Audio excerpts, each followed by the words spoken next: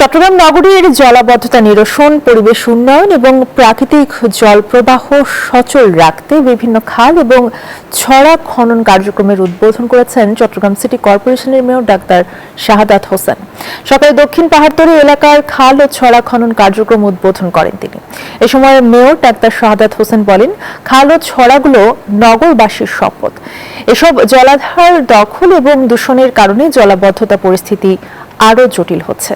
এছাড়া যারা খাল ছড়া দখল করে রেখেছেন তাদের স্বেচ্ছায় অবৈধ স্থাপনা সরিয়ে নেওয়ার আহ্বানও জানান মেয়র।